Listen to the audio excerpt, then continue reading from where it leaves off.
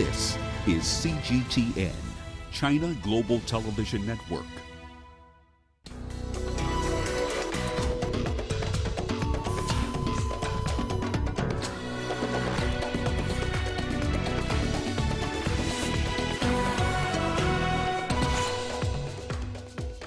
Dozens trapped after a building collapses in Sierra Leone's southern province. And Libya's UN-backed leader, Siraj, rules out sitting down with LNA commander Khalifa Haftar. And U.S. President Donald Trump defends himself over conversations with Ukrainian leader that triggered impeachment debate.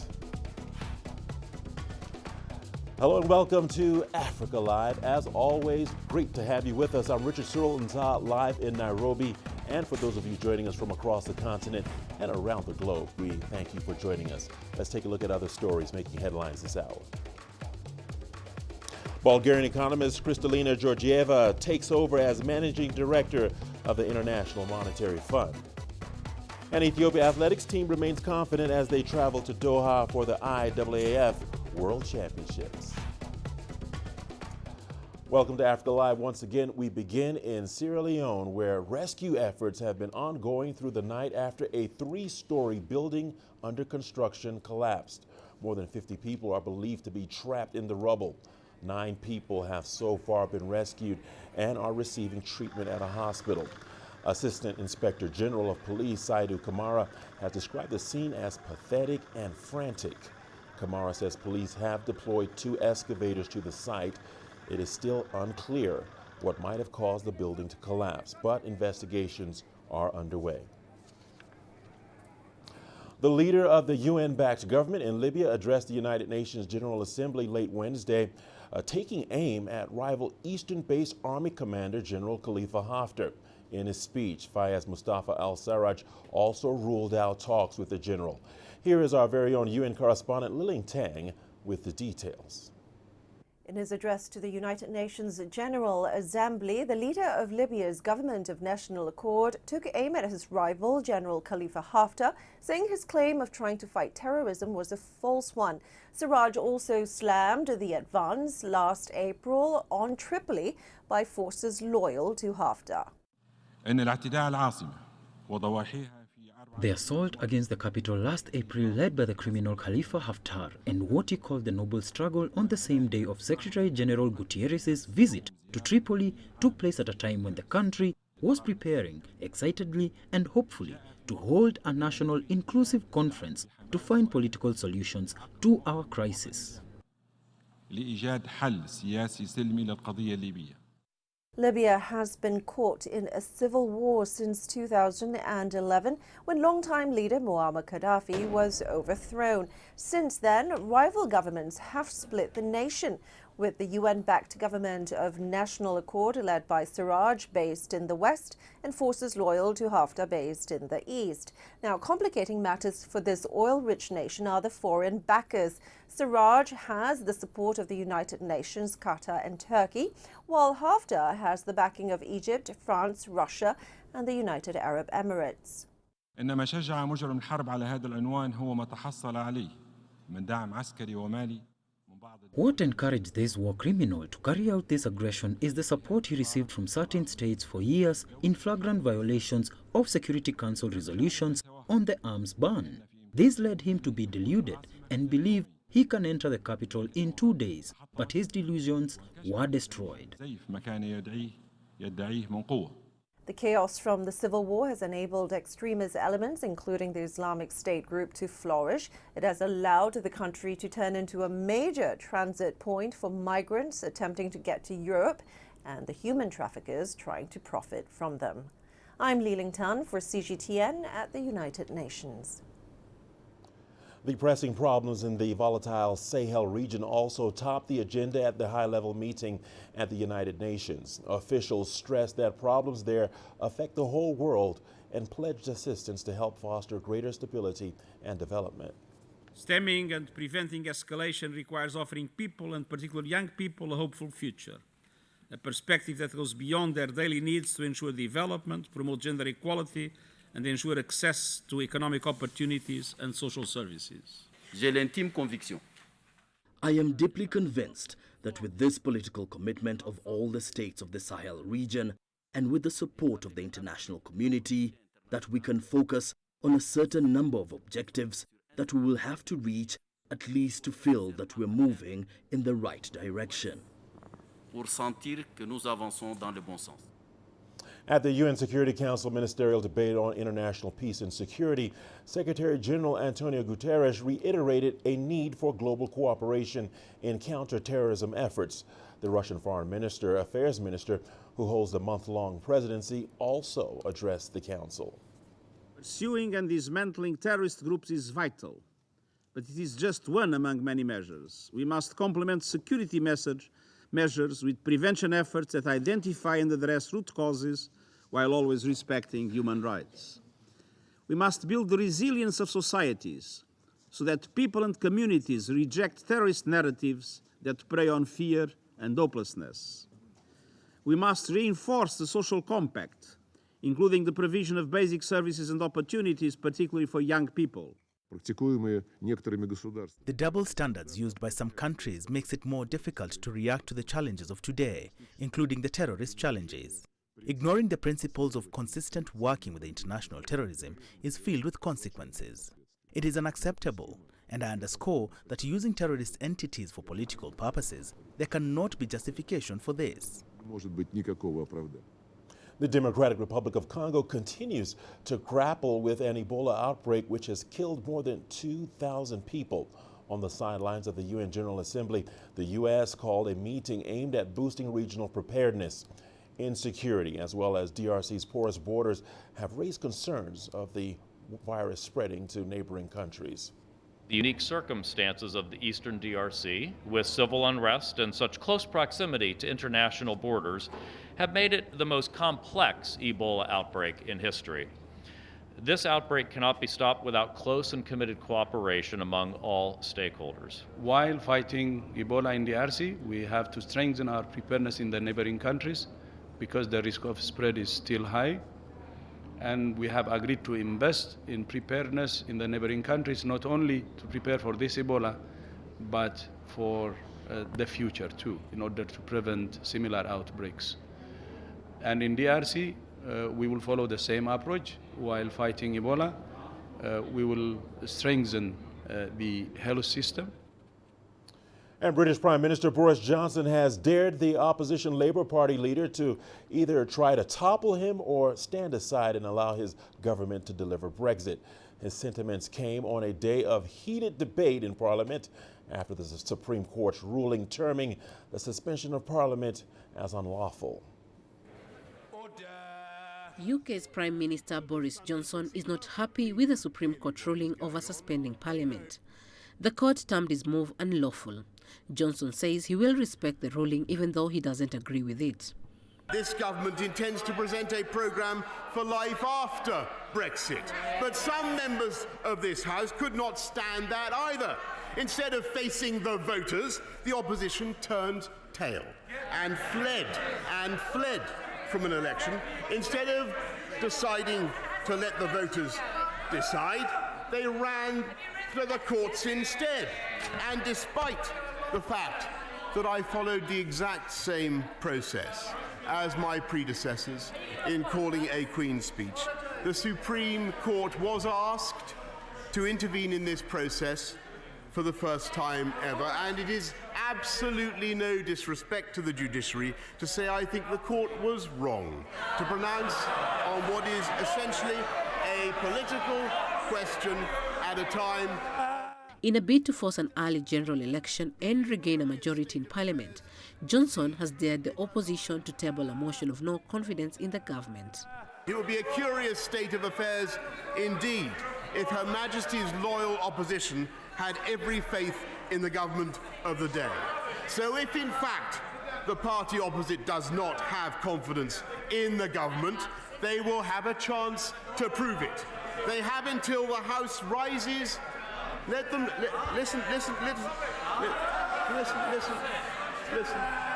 I think they should listen to this, Mr. Speaker. They have until the House rises today to table a motion of no confidence in the government.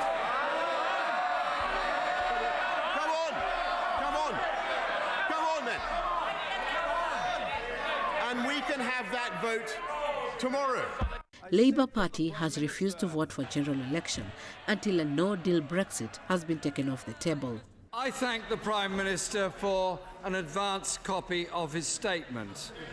Unfortunately, it was like his illegal shutting down of Parliament. Null, of no effect, and should be quashed.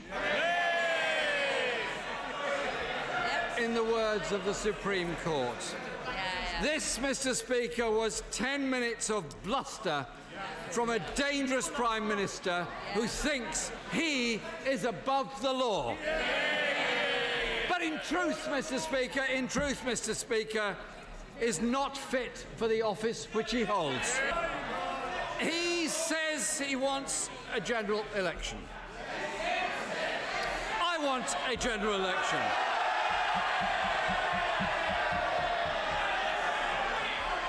It's very simple. If you want an election, if he wants an election, get an extension and let's have an election. The government is expected to ask Parliament to vote to allow a general election in October ahead of Brexit. But Johnson has consistently said the UK will leave on the 31st of October and that he will not seek an extension. Chomhono, CGTN. The U.S. President Donald Trump says he hated the concept of releasing the transcripts of calls with Ukraine's president, but he said he had to do so because the Democrats and the media were saying such lies. The White House released a 5-page conversation memo earlier in which Trump asked the new Ukrainian leader to investigate his Democratic rival Joe Biden and Biden's son Hunter. CGTN's Roy Ruttenberg has the details.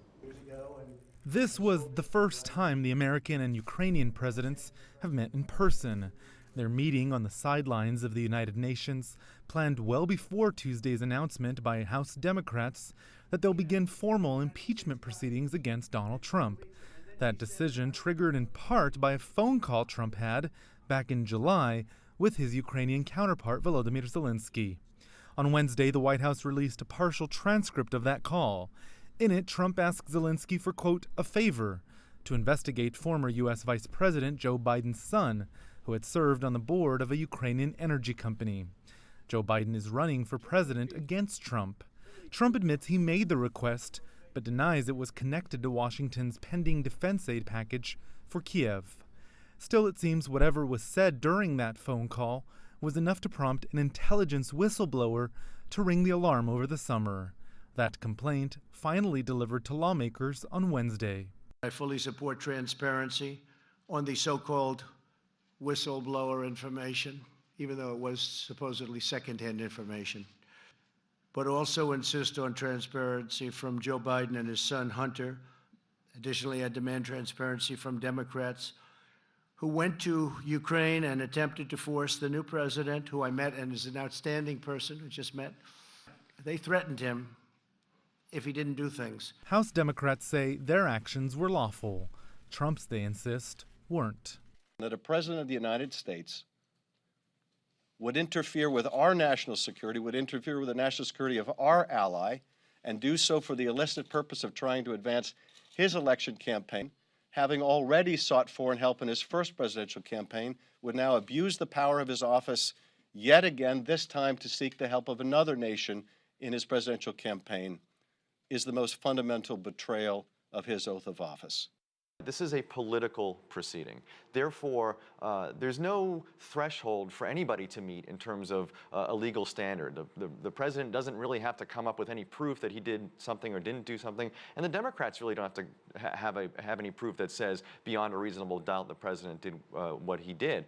All they have to do is convince the American people, right? And that's the big point here. But that could be an uphill battle. Before this week's announcement, poll after poll showed the majority of Americans oppose impeaching the president.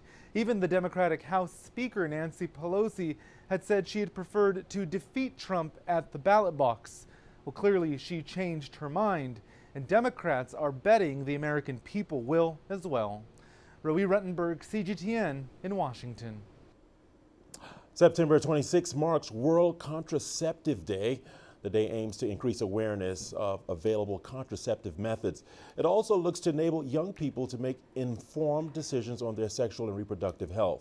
The World Health Organization has released a guidance report focusing on the use of contraceptives by women at high risk of contracting HIV. It advises policymakers, program managers, and healthcare providers that a woman at risk of HIV can still freely use all available contraceptive choices, including the pill, intrauterine devices, and implants.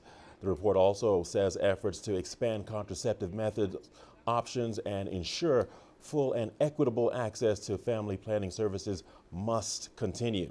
The World Health Organization calls for the integration of family planning and HIV and STI services, along with sexual and reproductive health packages. Let's take this topic to Kenya, where Youth in Action, an initiative of AMREF Health Africa and other stakeholders, are launching a platform to help address the challenges of teenage pregnancies in Kenya. And joining me in studio now is Sylvia Wamugi, the project director of Youth in Action, as well as AMREF's deputy director of advocacy communications. Well, Sylvia, thank you for joining us here on Africa Live. Let's talk about this topic. It's a very important topic, but let's talk about the Sauti Sasa campaign. What is that all about? Well, Sauti Sasa is actually a Swahili word coming from the English words voice now. Yeah, pardon my Swahili is not that good. So basically, Sauti Sasa is actually a revolutionary campaign because it's a first for Kenya that's actually calling for accelerated action on teenage pregnancies in the country. The reason why Sauti Sasa is really coming into play now is because the rates of teenage pregnancies are actually increasing. From 2016, we had about 250,000 teen pregnancies in the year. 2017, the rates steadily increased to about 350,000, and now we are currently dealing with about 451,000 teen pregnancies in the country. So what we are calling for is accelerated action as young people to be able to take ownership, one, and also for a multi-sectoral approach where we're bringing together stakeholders to actually address the issue of teen pregnancies, because we realize that first, people are really not taking the issue as seriously as they should. And given the fact that there's a laissez-faire attitude towards how teenage pregnancies is being dealt with, especially with cultural nuances, then the issue of teen pregnancies right now in Kenya really needs to be taken seriously and should be top of the agenda. That's right. The figures from what I have in front of me, 400,000 teenagers becoming pregnant every year. That is a serious stat. Let's talk about sex education. What kind of resistance are you having in communities? Yes, sex education is actually something that is skewed with a lot of cultural norms and reservations. So we know that right now the Ministry of Education is trying to gain some traction with sexuality education and calling it life skills education. So we have a holistic young person coming out with good education and informed choices. We know the greatest contributors of teen pregnancies is usually disempowerment. And empowerment comes in with lack of information to be able to make informed choices when it comes to sexuality. And that is what we are plagued with right now in the country. So 400,000 is actually really coming from that, the disempowerment of the young person, whereby we are having disempowerment because of poverty, disempowerment because of lack of information, and we are really trying to look at the issue and say that communities need to come together to actually deal with the issue, even when it comes to access to information on sexuality. So it's controversial, yes, but we feel that it's time. It's really time for the country to take action in a more urgent manner than they are at the moment. Okay, so from sex education to the subject of contraceptives. Talk to us about the access to contraceptives, and most importantly, there's talk of some mothers being accused of abusing contraceptives by introducing it to their young girls early. And does this pose a danger to young girls? I know there's a lot of myths and misconception that actually that are tied to use of contraceptives in society generally. And what we're really saying here, that sometimes, just as any other medication, contraceptives do have side effects, and if they are misused, yes, there are side effects and consequences. And what we need right now is really have the health provider provide young people with proper information to be able to choose from the modern contraceptives or the choices that are at play. Because as much as, yes, there is abuse of contraceptives, is because the health facilities do not have access. They're not providing access to youth-friendly services where information should be provided in terms of the contraceptive choices for young people. Sylvia Wamugi, thank you so much. Well said. We have so many questions, so little time, but thank you for joining us here on Africa Live, and thank you for lending your expertise on this subject matter. You are watching Africa Live on CGTN. We've got a lot more news coming your way after the break, including Kenya says efforts are still on to find an amicable solution to maritime dispute with Somalia. And the U.S. returns historical gold coffin stolen from Egypt.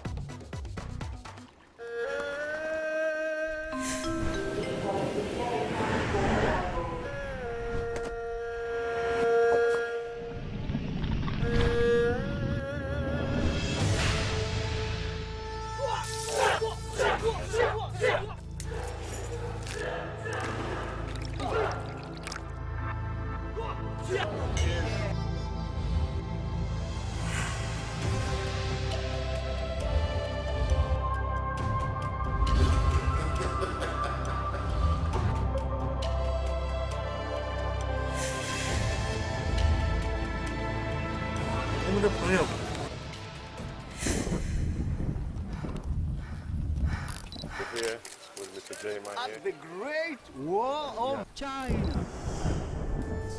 Ni hao.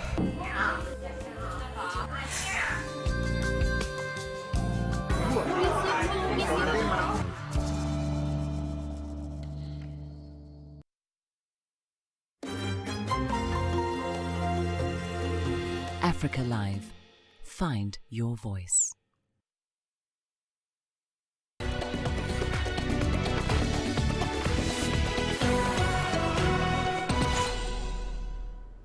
Welcome back. As the United Nations General Assembly session wraps up, efforts to save the Iran nuclear deal are in trouble. Iranian President Hassan Rouhani, in his speech on Wednesday, demanded the U.S. rejoin the nuclear deal before any negotiations. Meanwhile, the United States announced yet more sanctions. CGTN's Nathan King reports. The Iranian president used his speech in front of world leaders to stress once again that Iran won't negotiate with the US until Washington lifts sanctions and rejoins the Iran nuclear deal. On behalf of my nation and state, I would like to announce that our response to any negotiation under sanctions is negative. The government and people of Iran have remained steadfast against the harshest sanctions in the past 1.5 years, and will never negotiate with an enemy that seeks to make Iran surrender with the weapon of poverty, pressure, and sanctions. Rouhani rejected a personal meeting and photo opportunity with US President Trump until their demands were met. Rouhani also pushed a peace plan for the region that would require the withdrawal of US forces. Meanwhile, the remaining signatories to the Iran nuclear deal met on the sidelines of the General Assembly. The European Union admitted saving the deal was getting tougher and tougher. I will not hide that it is increasingly difficult to do it. And we have discussed today that fact that we will try to continue keeping the agreement in place and overcome the difficulties that we're facing. The Europeans urged Iran to return to compliance while neglecting to mention Washington's unilateral withdrawal and resumption of even tougher sanctions. And the US imposed yet more sanctions, this time on Chinese companies involved in Iranian oil purchases. Washington said they would crack down further on nations who deal with Iran's Revolutionary Guard Corps, or IRGC. The United States will intensify our efforts to educate countries and companies on the risks of doing business with IRGC entities, and we will punish them if they persist in defiance of our warnings. While hopes fade on Iran, talks to the DPRK are showing signs of life. While Pyongyang has been testing short-range missiles in recent months, the firing of hawkish US National Security Advisor John Bolton led to positive words from Pyongyang. And here in New York, the US president says a fourth meeting between him and DPRK leader Kim Jong-un could happen soon. Clearly, the North Koreans said, our time has come, an opportunity now exists that did not exist as long as John Bolton was National Security Advisor. So yes, this is very important. While Iran does not have nuclear weapons, the DPRK does. And while the Trump administration have been happy to pile on the pressure on Tehran, they've been a lot more patient with Pyongyang. Two perhaps contradictory strategies, none of which have yet given results. Nathan King, CGTN, at the United Nations in New York. And on to Somalia now, and a meeting between the presidents of Kenya and Somalia in New York is expected to end months of diplomatic tensions between the two neighbors. CGTN's Abdulaziz Billo has been monitoring the progress and now files this report from Mogadishu. It's the first time these two leaders are meeting since March, after months-long standoff.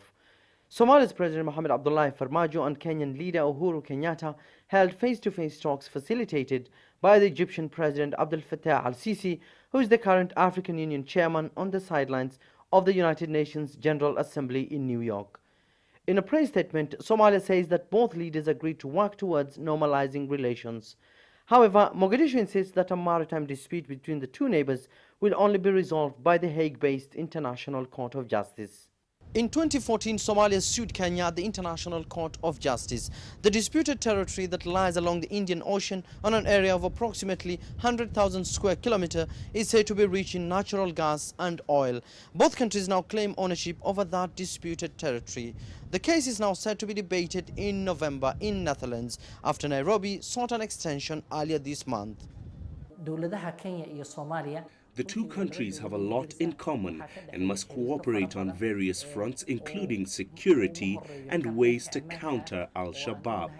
Somalia and Kenya must ensure that the maritime case is not distracting both countries from tackling insurgency.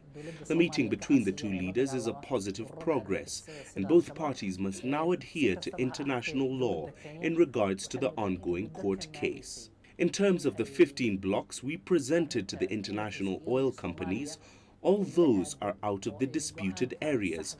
We have never done work in the area of seismic investigation in the disputed areas. In 2014 to 2017, the areas Somalis investigated were out of the disputed area. Previous attempt led by the Ethiopian Prime Minister Abiy Ahmed to resolve the standoff ended without agreement. Tension between the two countries escalated in February after Nairobi accused Mogadishu of auctioning oil and gas blocks in a disputed area along the Indian Ocean. Mogadishu insists that the area in contention was not auctioned at the Oil and Gas Conference in London earlier this year. In terms of the 15 blocks that we actually presented to international oil companies, all those are out of the disputed areas. We have never done work in the area of seismic investigation in the disputed areas. In 2014 up to 2017, the areas that Somalia investigated seismically was out of the disputed area. Across the country, locals have welcomed the latest announcement. A technical team from both sides is now expected to work on ways to restore diplomatic ties between Mogadishu and Nairobi. The resumption of direct flights is expected to be one of the key outcomes of this meeting, as well as close cooperation in the field of security and intelligence sharing and tackling a common enemy that is causing bloodshed in both countries. Abdulaziz Billo, CGTN, Mogadishu, Somalia.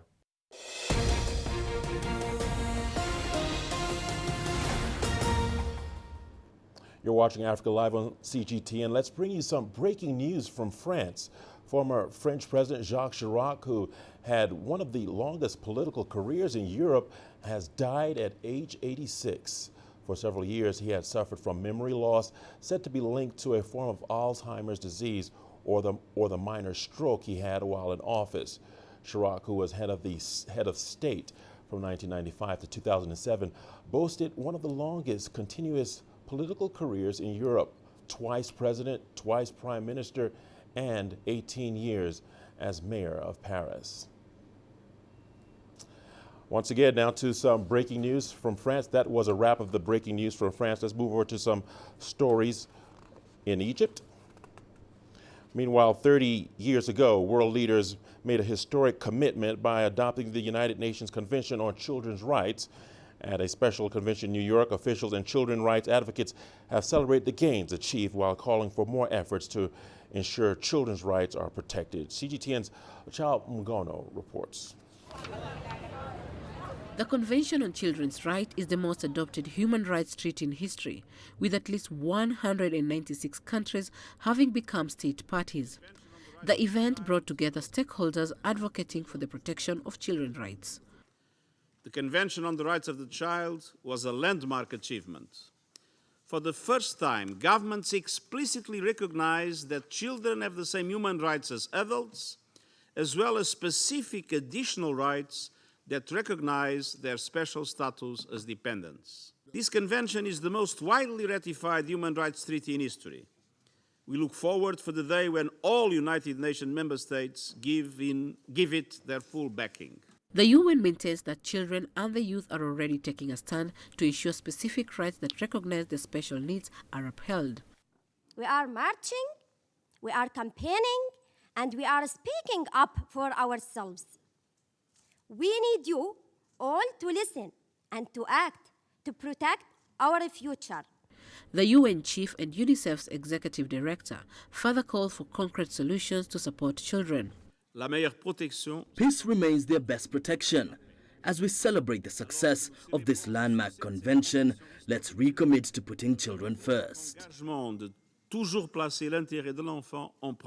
As we celebrate 30 years of the CRC, let us commit not only to listening to children and young people, let us support them, let us take action with them, and 30 years from now, let us look back on this time as a time when the world committed and put concrete programs in place to keep our promises to children and young people.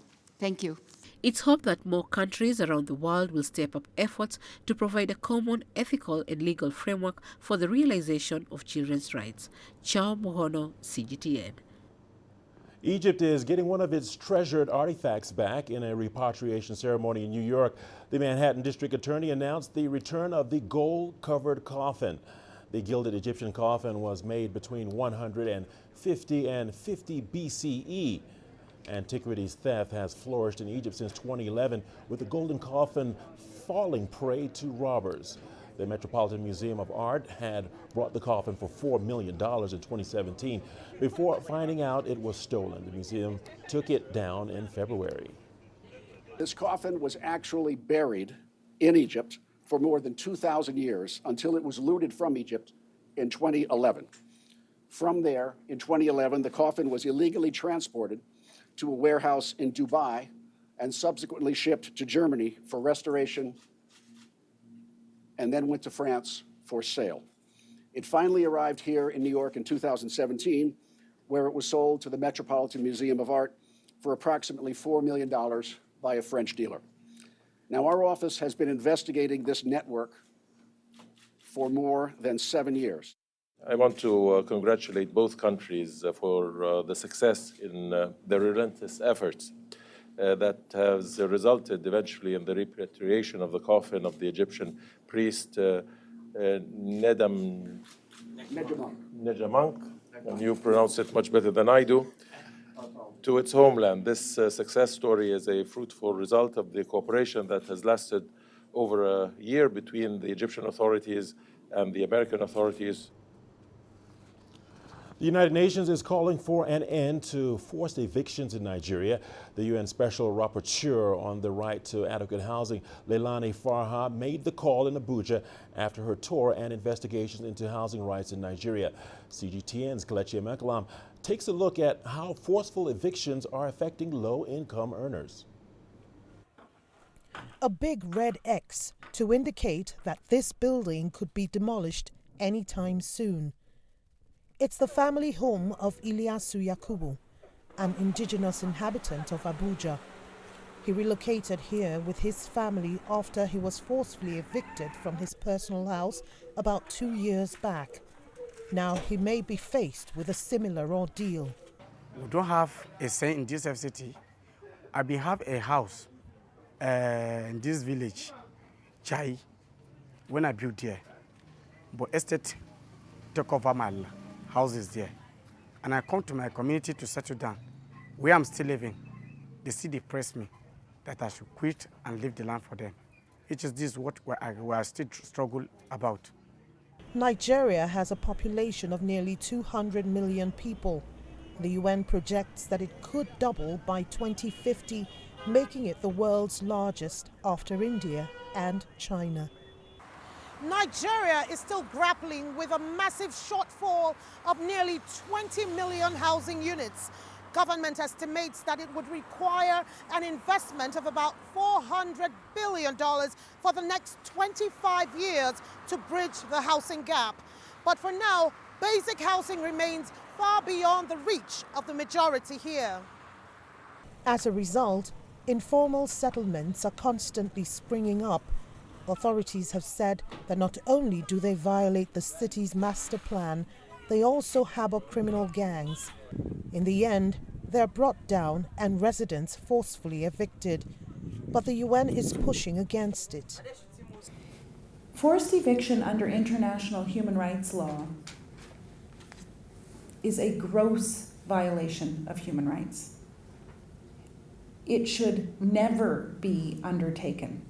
Only if it's determined, with the consent of the community, that the location where the community is living is a threat to life or an extreme threat to health, can a forced eviction occur.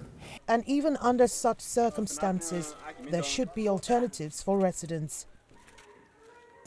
The relocation has to be proximate, close to where the people are already living, and they have to be provided with truly adequate housing.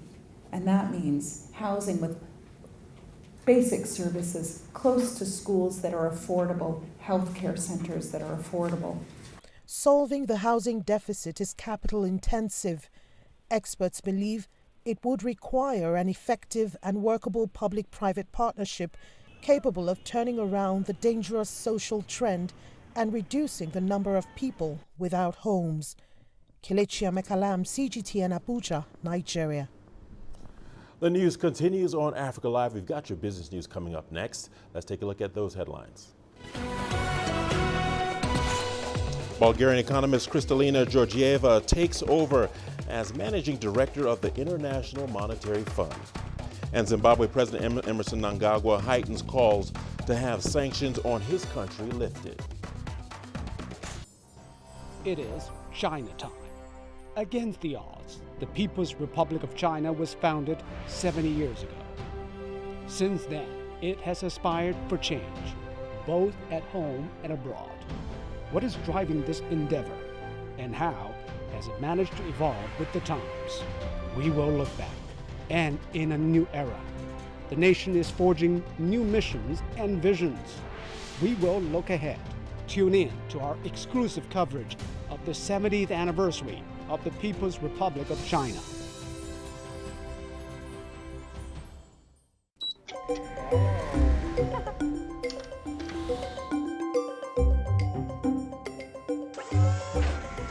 I've learned how to code in a simple way.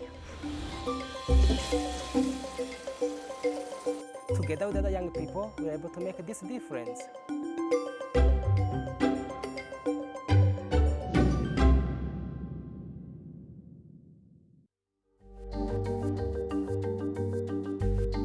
Africa Live. Find your voice.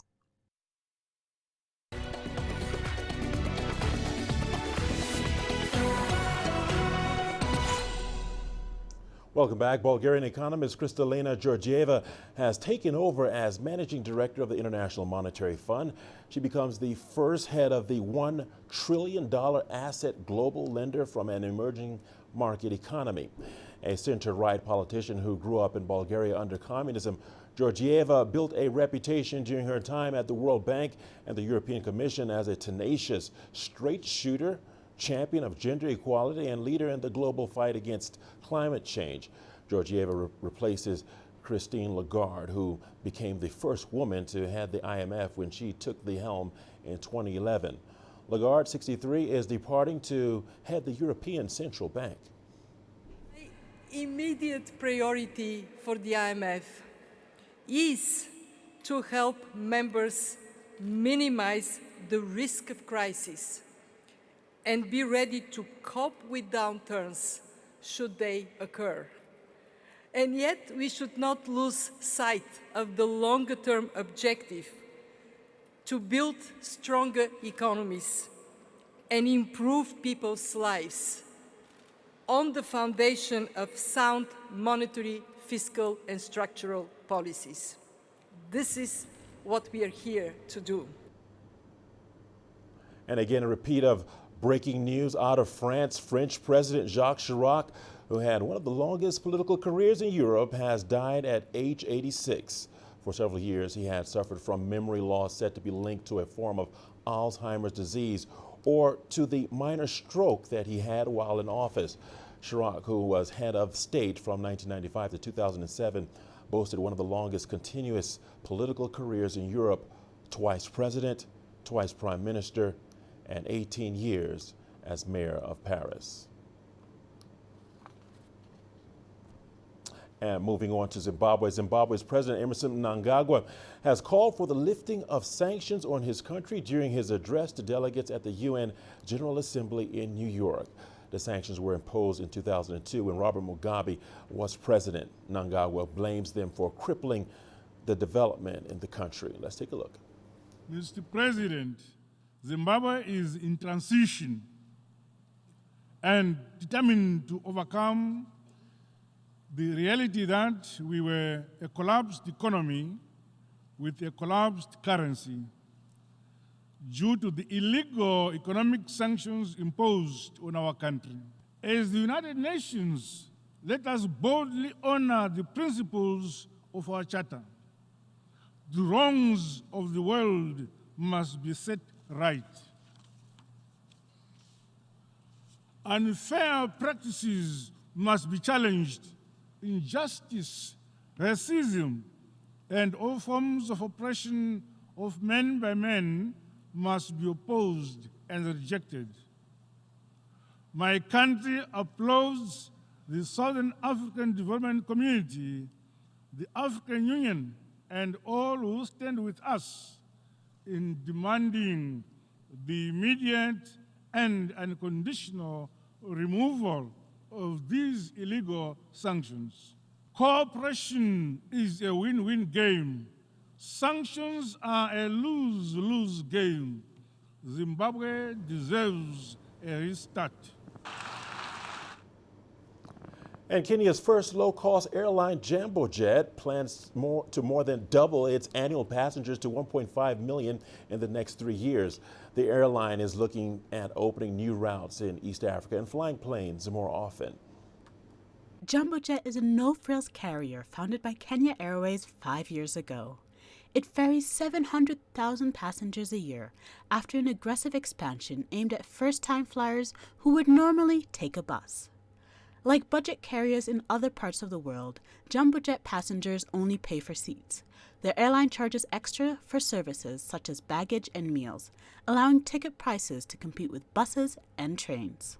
We've flown about 3 million people. And every year we fly 700,000 people. And you remember when we started, like when you said we started the Boeing aircraft, we were flying 200,000 people. Today we're flying over 700,000 people. Actually, even moving towards 800,000 people. And we anticipate that in the next 3 or so years, we'll be flying at least 1.5 million people. Now, which means that people are, they like this model and they're flying the model. Most carriers in the region, except Ethiopian Airlines, are making losses, including Jambo Jet's owner, Kenya Airways. Kilavuka, however, says the model is working for them. We are profitable, not hugely profitable. I mean, the margins are very thin given the cost that we have to incur. And the challenge is to maintain this profitability because the industry is volatile. Jambo Jet operates 6 de Havilland Q400 planes and plans to get 2 more by the end of the year. It currently flies to 5 destinations in Kenya and to Entebbe in neighboring Uganda. It plans to start flights to South Sudan, Rwanda, Tanzania, Somalia, Democratic Republic of Congo, and Comoros. There are also plans to boost daily usage of its planes to increase capacity. The ideal utilization for a low-cost carrier is 13 hours. That is the best in class utilization. Today, for Jumbo Jet, we're doing very well. I think we're probably one of the better ones in the country. So we do about 8 hours utilization per aircraft. Per day. So what we need, and that's in the busy season, what we need to do is to move that closer to 10 or maybe 13. Okay? If you do that, in fact, you'll have excess capacity. Air travel in Africa is growing at about 6% per year. The CEO says this needs to be scaled up, but responsibly, to avoid overheating. Astatal, CGTN. Again, the news breaking at this hour is about the death of former French President Jacques Chirac.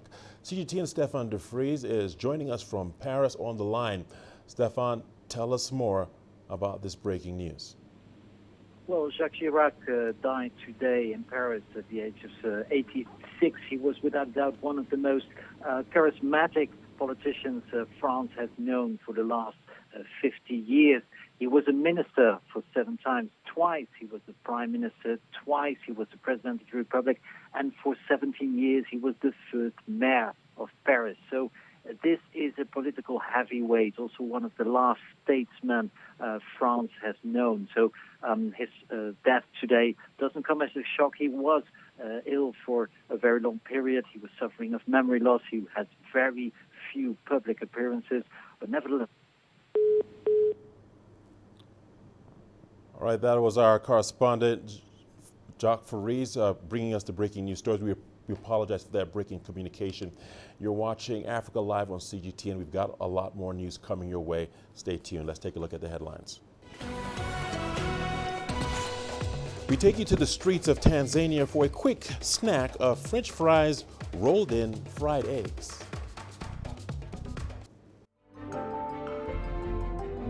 Africa Live. Find your voice.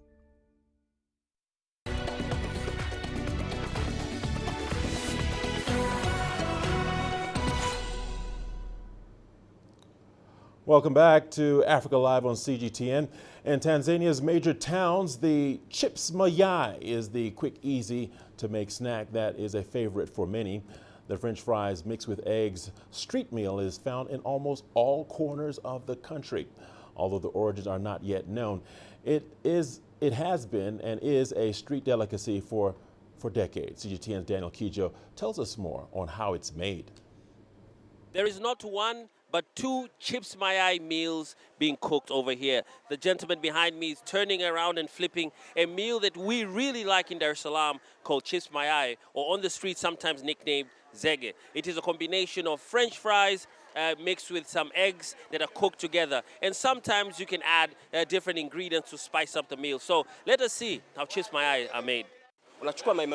You take 2 eggs, break them into a bowl, and mix them thoroughly. Then you take your French fries and put the fries on in the pan. You pour your beaten eggs into the fries, you let it cook, then turn it and fry it on the other side as well. Once both sides are nice and cooked, you put it on a plate and serve. Now that we know exactly how chips mayai are made, I'd like to have a taste of my very own. Thank you, Chef Simon.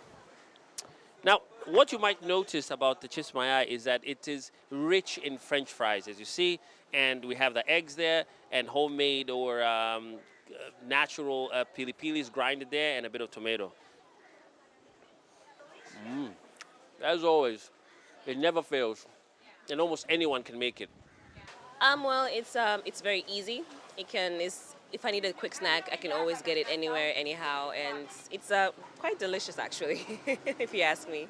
Well, first, it's convenient, and we are used to it since we are very young, but it's kind of delicious, but I would advise for someone who is in diet, you shouldn't have to take it because it has a lot of calories. I think calories, huh? Yeah, calories, and you'll get fat easily if you eat a lot of it. Well, the news continues on Africa Live. Guess what? We've got your sports news coming up after the break. Let's take a sneak peek at that headline.